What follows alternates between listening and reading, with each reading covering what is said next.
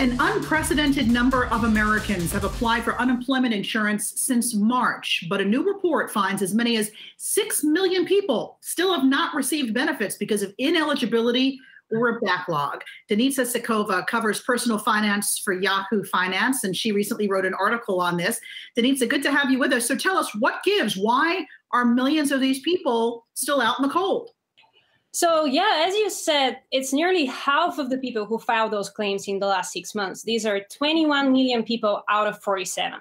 So what we have to here is two things. The first thing is 15 million people have been ineligible. Some of those people maybe have moved to other programs. So we can't say that all of them have got no benefits.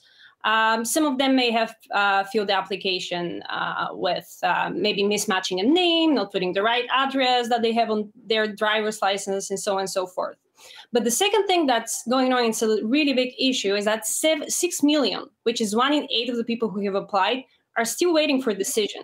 And as you remember, in March, we had nearly 7 million claims in 1 week. So there was a really the system was really overwhelmed. But now we're 6 months into that pandemic, and we still have a huge backlog. And people are waiting 4 to even 16 weeks to get their benefits. And that makes a really big difference. And what we're seeing is, like everything with unemployment systems, there are states like Georgia, Washington, Oklahoma, which have had really big difficulty paying the benefits and are very slow to process the claims. And people living there may have wait even longer or have higher chances of getting their applications rejected.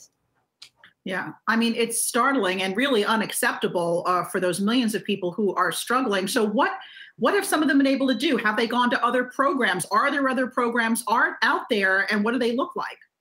Yeah, that's a great question. So under the CARES Act, which gave us a lot of relief, and one of the things was the pandemic unemployment assistance. So that was a program that was available to contractors, self-employed workers, and all those workers who don't necessarily qualify for our typical unemployment insurance system.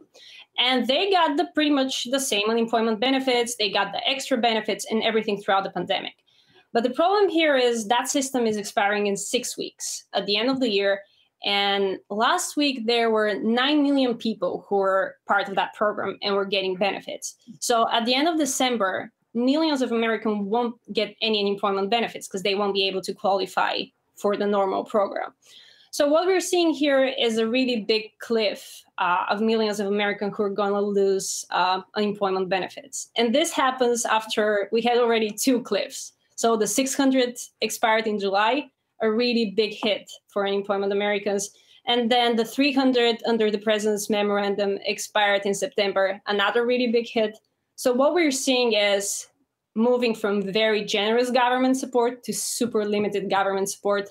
And the public health crisis hasn't really got better. No, it has not. All right, some sobering statistics there. Denitsa Tsekova, thank you.